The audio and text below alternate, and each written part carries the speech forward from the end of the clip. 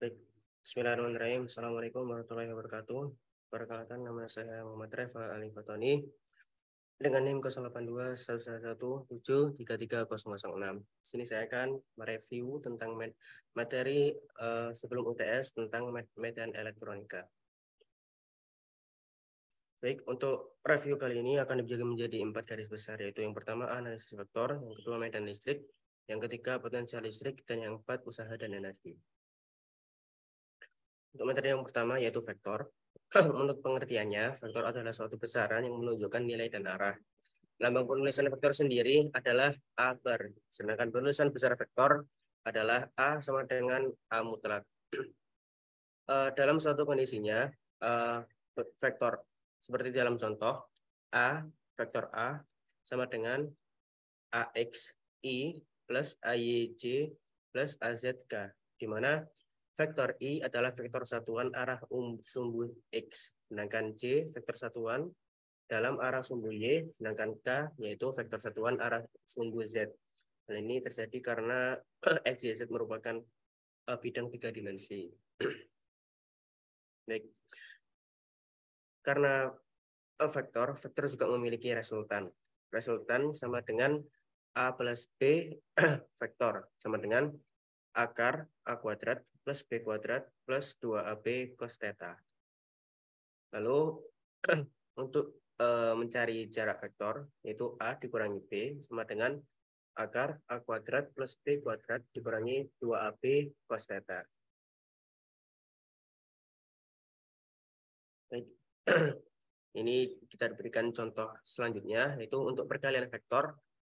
Perkalian vektor A dan B sama dengan AB cos theta. Sedangkan dalam satu kalkulus lain, perkalian antara dua vektor akan menghasilkan vektor lainnya. Seperti dalam contoh, vektor B dikali vektor A sama dengan vektor C. C sama dengan vektor B kali vektor A, sama dengan AB kali sin theta. Dalam hal ini juga, perkalian vektor dapat digunakan melalui matriks. Itu kita kelompokkan terlebih dahulu antara satuan X, Y, dan Z-nya, yaitu diwakilkan oleh huruf I, J, dan K. Seperti dalam contoh, perkalian vektor A kali B sama dengan AY BZ, AY kali BZ dikurangi AZ dikali BY. Hal ini berlaku hukum matriks, yaitu hukum perkalian silang. Dikurangi AX BZ dikurangi AZ BX, itu dalam vektor satuan C, plus AX BY dikurangi AY BX vektor satuan K.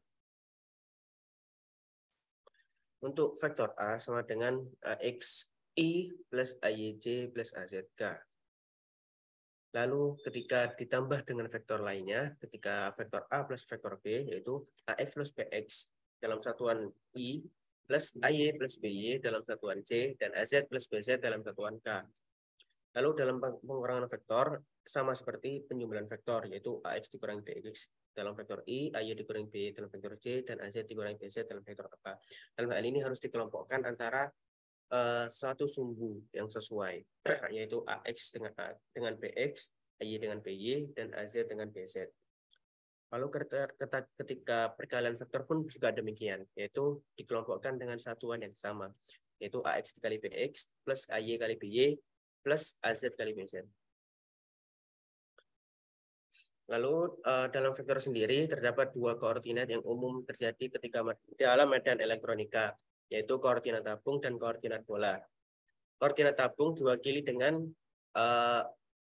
R kuadrat, di mana R itu adalah jari-jari, yaitu X kuadrat plus Y kuadrat sama dengan R kuadrat. X sama dengan R dikali cos theta, Y sama dengan R dikali sin theta, sedangkan Z adalah Z sendiri. Lalu ketika koordinat bola, yaitu ketika rho kuadrat sama dengan X kuadrat plus Y kuadrat plus Z kuadrat, di mana hal ini terjadi karena bola memiliki 3 dimensi yang kompleks, yaitu ketika diartikan X sama dengan rho sin omega sin sudut putar cos theta, yaitu Y sama dengan pro sin radian sin theta, yaitu Z sama dengan pro dikali cos sudut putar. Analisis vektor. Analisis vektor yang umum diketahui yaitu terdapat 4. Yang pertama yaitu diferensial, atau biasa disebut dengan operator del, yang merupakan operator pada diferensial vektor yang disimbolkan dengan nabla, yang didefinisikan dalam bentuk turunan parsial, yaitu ketika nabla sama dengan do per do x. Ini dalam satuan i. I itu adalah arah vektor, yaitu plus d per do y dikali c plus do per do z dikali k, di mana IJK itu adalah arah satuan vektor seperti sumbu x, y, z. Lalu kemudian gradien. Misalkan sudut x, y, z terdefinisi dan diferensiabel pada titik x, y, z dalam ruang R pangkat 3. Maka gradien sudut putar atau gradien putar atau nabla sudut putar didefinisikan sebagai nabla sudut putar do per do x i plus do per do y c plus do per do y k dikali sudut ini sendiri, yaitu hasil akhirnya yaitu do per do x do sudut putar per do x i plus do nabla per do sudut putar per do y c plus do sudut putar per do z k. Lalu ada 2 lagi yaitu divergensi. Misalkan V dilambangkan dengan V, yaitu sudut XYZ. Dalam artiannya yaitu VXI plus VYJ plus VZK terdefinisikan dan diferensiabel dalam suatu daerah tertentu. Maka divergensi dari V, nabla V didefinisikan oleh nabla V dikali V, yaitu do per do XI, do per do YJ, plus do per do ZK, dikali Vx plus Vyj plus Vzk. Hingga dihasilkan suatu rumus akhir yaitu do Vx per do x plus do Vy per do y plus do Vz per do z. Kemudian ada juga curl. Misalkan Vxyz sama seperti divergensi, terdefinisikan dan diferensiabel dalam suatu daerah tertentu dari ruang. Maka curl atau rotasi dari V didefinisikan sebagai nabla kali V itu do per do xi plus do per do yj plus do per do zk kali vxi plus vyj plus vzk, hingga diketahui hasil akhirnya nabla dikali V untuk menghasilkan curl yaitu do vz per do y dikurangi do vy per do z i plus do Vx per do Z dikurangi do Vz per do Xj plus do Vy per do X min do Vx per do YK. Di mana hal ini berlaku hukum matriks jika disangkut pautkan dengan arah satuan vektor yaitu IJK. Baik, itu tadi materi vektor. Yang kedua adalah materi tentang medan listrik. Medan listrik menurut pengertiannya adalah suatu daerah atau ruang di sekitar muatan listrik yang masih dipengaruhi oleh gaya listrik. Medan listrik digambarkan dengan garis gaya listrik yang arahnya keluar menjauhi muatan positif dan masuk mendekati muatan negatif. Untuk berikut adalah contoh gambar dari garis-garis gaya, yaitu ketika positif arah gaya itu keluar, sedangkan untuk negatif arah gaya listrik itu masuk. Kuat medan listrik adalah besarnya gaya kolom untuk setiap satu satuan muatan secara sistematis dilambangkan dengan E per F per Q. E sama dengan F per Q, di mana E adalah kuat medan listrik yang memiliki satuan N per C atau Newton per kolom, yang F adalah gaya kolom itu sendiri dan Q adalah muatan uji yang dilambangkan dengan C. Nah, pada medan listrik ini terdapat setidaknya 2 kelompok, yaitu muatan diskrit dan muatan kontinu. Untuk muatan diskrit sendiri, yaitu 1 dimiliki dengan rumus 1/4 Pi epsilon 0 sigma I P1 per R kuadrat kali R. Sedangkan untuk yang muatan kontinu yaitu 1/4 Pi epsilon 0 integral. Di sini digunakan integral karena mencakup seluruh benda, di mana muatan kontinu adalah muatan yang tersebar keseluruhan benda, dengan itu R vektor per R kuadrat dikali rho R dikali dt. Baik, untuk konstantanya sendiri yaitu K sama dengan 1/4 pi epsilon 0 dikonversikan sama dengan 8,99 dikali 10⁹ N M persegi C-2. Baik, berikut adalah contoh medan listrik pada sumbu sebuah muatan cincin. Medan listrik dalam sebuah muatan cincin memiliki rumus tersendiri, yaitu 1/4 pi epsilon 0 ZQ per Z kuadrat plus R kuadrat dengan pangkat 3/2. Dengan masing-masing koefisien memiliki arti. Q adalah total muatan cincin, R adalah jari-jari cincin, Z adalah jarak dari titik pusat cincin. Sedangkan untuk K itu dilambangkan dengan 1/4 pi epsilon 0, yaitu 8,988 dikali 10⁹ nm kuadrat per C kuadrat. Seperti dalam contoh di bawah, yaitu DEX sama dengan 1/4 pi epsilon 0 Gigi per R kuadrat cos theta. Hal ini berbanding lurus dengan terbalik dengan R kuadratnya, sehingga ketika R kuadratnya semakin tinggi maka hasil EX atau cincinnya semakin rendah, seperti itu. Baik, untuk selanjutnya adalah hukum Gauss. Hukum Gauss memiliki arti kerapatan atau densitas garis medan yang memiliki kekuatan medan listrik itu sebanding dengan jumlah garis medan persatuan luasan tegak lurus, sehingga dirumuskan integral E dikali dA sama dengan Q per epsilon 0. Sedangkan hukum Gauss dalam bentuk umumnya, dalam bentuk integral, yaitu integral permukaan dikali E, itu medan listrik, dikali dA sama dengan 1/epsilon 0 kali Q. Q adalah muatan yang terlingkupi.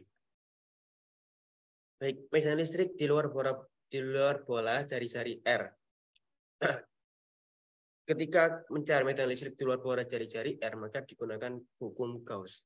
Hukum Gauss yang telah saya jelaskan tadi, yaitu hukum Gauss integral E dikali dA sama dengan 1/epsilon 0 dikali Q. Lalu ketika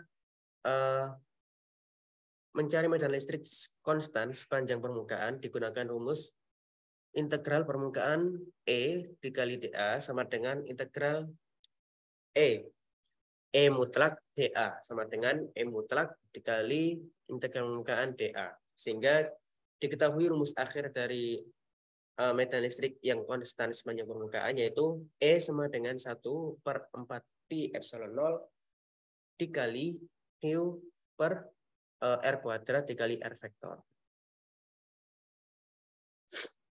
Divergensi dan curl medan elektrostatik. Untuk tambahan, divergensi menunjukkan kekuatan menyebar sesuatu sumber medan, yaitu divergensi memiliki sifat menyebar atau memancar. Dalam arti lain, penurunan dari divergensi dan curl dari medan listrik adalah sebagai berikut. Nabla dikali E sama dengan Q per epsilon 0. Atau bisa diartikan juga ketika nabla dikali E sama dengan 0. Karena divergensi dan curl mengalami penurunan, sehingga hasilnya juga menurun. Kemudian potensial listrik. Potensial listrik adalah usaha yang diperlukan untuk memindahkan muatan listrik sebesar satu satuan dari tempat tak terhingga ke suatu titik tertentu. Potensial listrik dapat pula diartikan sebagai energi potensial listrik persatuan muatan penguji. Beda potensial listrik biasa dilambangkan dengan V. Beda potensial VB dikurangi VA didefinisikan sebagai negatif dari kerja persatuan muatan yang dilakukan oleh medan listrik. Ketika muatan uji bergerak dari titik A ke B. Seperti dalam contoh, delta V sama dengan VB dikurangi VA sama dengan negatif integral A sampai dengan B, E dikali DL. Persamaan Poisson juga digunakan dalam menghitung medan listrik. Dalam contoh, E medan listrik sama dengan negatif nabla dikali V, nabla dikali E medan listrik sama dengan nabla dikali negatif nabla V sama dengan negatif nabla kuadrat dikali V, atau nabla kuadrat dikali V itu dapat diartikan juga dengan rho per epsilon 0. Karena nabla dikali E sama dengan rho per epsilon 0. Baik. Berikut adalah contoh soal untuk menentukan beda potensial listrik antara titik 1,1 dan titik 4,2. Oke. Dalam kasusnya yaitu diberikan suatu persamaan medan listrik yaitu E sama dengan 1/16 X kuadrat Y dikurangi 1/3 Y pangkat 3 dalam vektor I plus 1/3 X pangkat 3 dikurangi X Y kuadrat dalam vektor C. Lalu kita gambarkan untuk titiknya masing-masing yaitu 1,1 dan 4,2 yang diinisialisasi dengan P dan Q. Lalu kita hitung terlebih dahulu tentang selisih dari titik duanya, yaitu VQ dikurangi VP. Sama dengan min negatif integral P sampai Q E dikali DL. Dalam hal ini,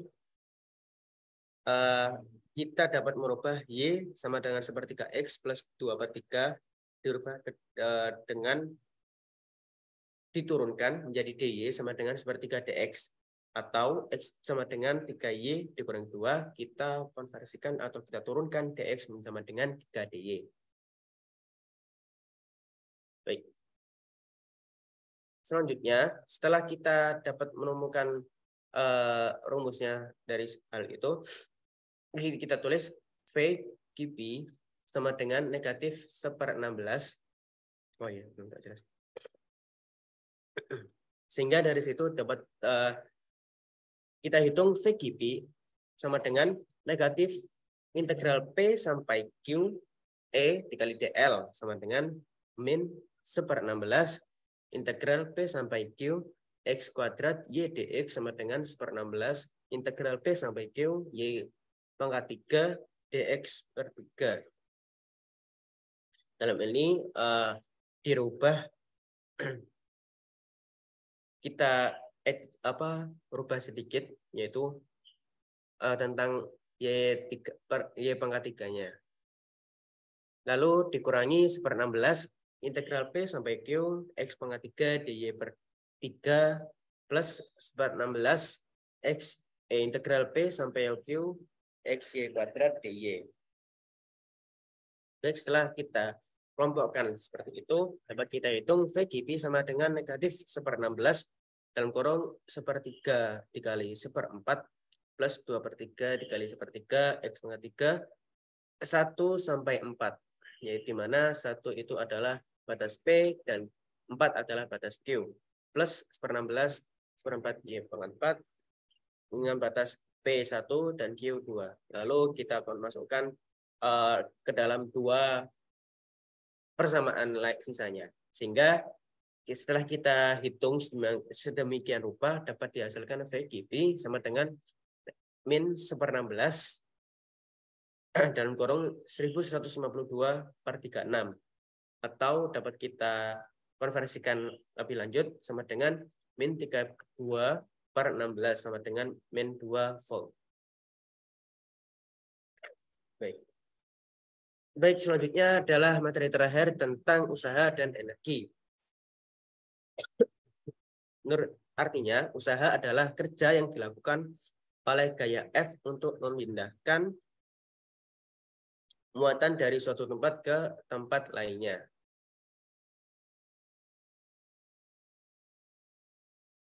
Sehingga kita lambangkan W adalah usaha sama dengan integral F dikali DS.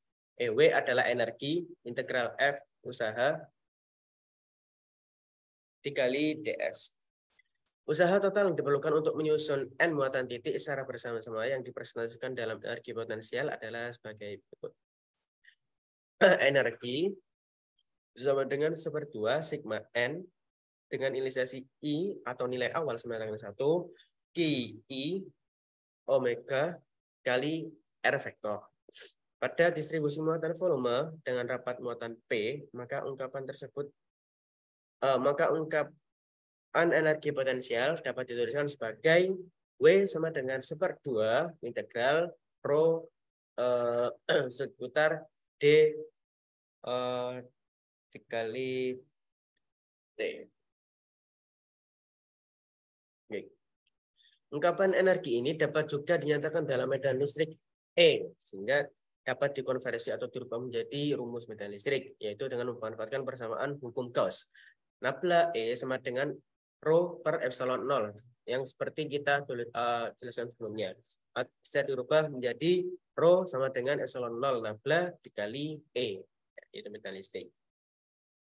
Sehingga dapat kita tuliskan di rumus-rumus lainnya, yaitu W sama dengan setengah integral epsilon 0 nabla dikali E suruh putar kali dt. Ungkapan energi ini dapat juga dinyatakan dalam medan listrik E, yaitu dengan memanfaatkan persamaan pada hukum Gauss. W sama dengan epsilon 0 per 2 dengan integral seluruh daerah terlingkupi dikali E kuadrat kali dt.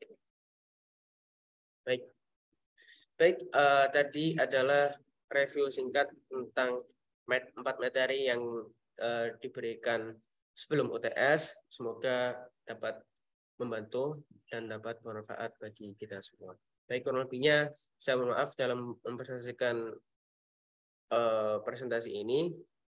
Baik, terima kasih atas perhatiannya. Wassalamualaikum warahmatullahi wabarakatuh.